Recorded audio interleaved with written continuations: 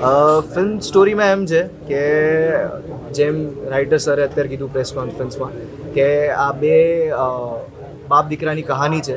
એક છોકરો છે જેની પાસે બધું જ છે અને એક છોકરો છે જેની પાસે મતલબ એ વસ્તુઓ કરે છે આઉટ ઓફ રિસ્પોન્સિબિલિટીઝ. એની કહાની છે કે કેટલું ક્લાસિઝમ છે આપણી વસ્તુઓમાં અને એના વિશે તમને લેસન્સ જાણવા મળશે કે મતલબ શું એક્ઝેક્ટલી ફિલ્મ 16 જાન્યુઆરી રિલીઝ થાય છે રાઇટ આફ્ટર ઉત્તરાયણ.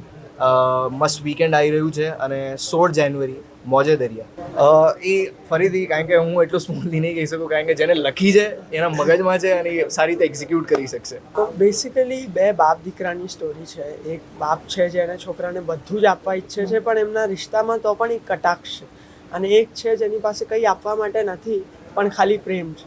અને આ બંનેના છોકરાઓના જ્યારે રસ્તા અથડાય છે ત્યારે બહુ જ બધું કોમેડી, હ્યુમર ને ડ્રામા નીકળે છે. એક સિચ્યુએશનલ કોમેડી ટાઈપ ફિલ્મ છે.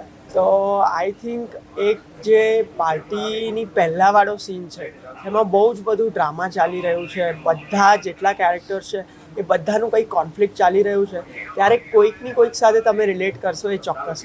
બેસિકલી મેઇન કેરેક્ટર્સ પણ હું ગણાવું ને તો આપણી પાસે ઓછામાં ઓછા 20 છે અને જેમના એટલે સારા એવા પાર્ટ્સ ગણાય એવા 50 કેરેક્ટર્સ છે આ ફિલ્મમાં.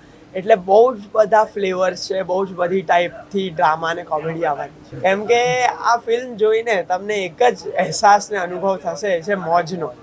અને એ ફિલ્મમાં બધા જે છે ને એ બધા મોજમાં રહેવાવાળા કેરેક્ટર. તો બેસિકલી સંદેશ એ રીતનો છે કોમેડીમાં વિખરેલો ને ભરાયેલો કે તમારી પાસે જે છે ને એની વેલ્યુ કરતા છે, એ સૌથી ઇમ્પોર્ટન્ટ.